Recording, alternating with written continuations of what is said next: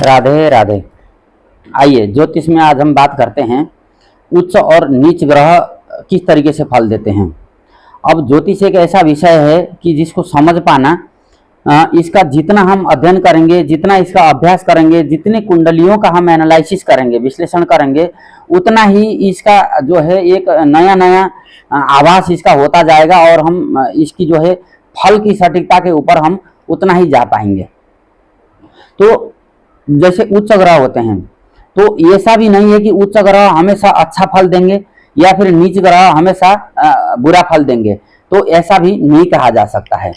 अब यदि अगर मान लीजिए किसी व्यक्ति के कुंडली में अष्टम भाव के जो स्वामी हैं वो उच्च होकर के अशुभ ग्रहों के साथ संबंध यदि अगर बनाते हैं या उनके साथ दृष्टि युति संबंध के साथ रहते हैं, तो ऐसे उच्च ग्रह जो है व्यक्ति को बर्बाद भी कर सकते हैं, क्योंकि अष्टम जो स्थान है उसको ज्योतिष में दुष्स्थान या फिर दुर्भाव कहा गया।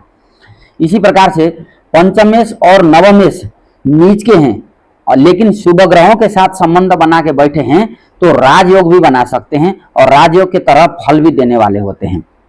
अब ऐसा क्यों होता है? भारत के प्रधानमंत्री जो नरेंद्र मोदी जी हैं, उनकी कुंडली में जो चंद्रमा है वो निम्न का है, नीच का है। इसी प्रकार से जो सचिन तेंदुलकर हैं, जिनको क्रिकेट का भगवान माना गया है, उनकी कुंडली में भी चंद्रमा नीच का है। तो बहुत सारे ज्योतिषी लोग बड़े बड़े महापुरुषों के कुंडलियों का जो है विश्लेषण करते रहते हैं, वहां से अनुमान लगाते रहते हैं तो उनकी कुंडली में।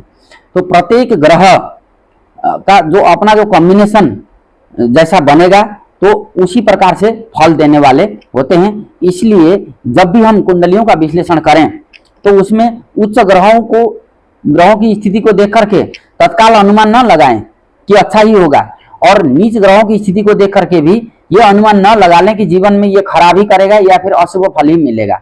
तो इसलिए जब भी हम देखें कुंडली में तो ग्रहों की उच्च, नीच, अस्त, मार्ग, वक्र, उदय, शुभ ग्रहों की दृष्टि, अशुभ ग्रहों की दृष्टि, है ना, केंद्र, त्रिकोण, आपोक्लिम, पर्णफर, उपचय, इन भावों के भी अपने अपने फल होते हैं। तो इन सभी चीजों का विचार करके ही कुंडली का जो है सटीक फलादेश तब जा करके निकलता है और वो जीवन में अप्लाई भी होता है। मैं राधे।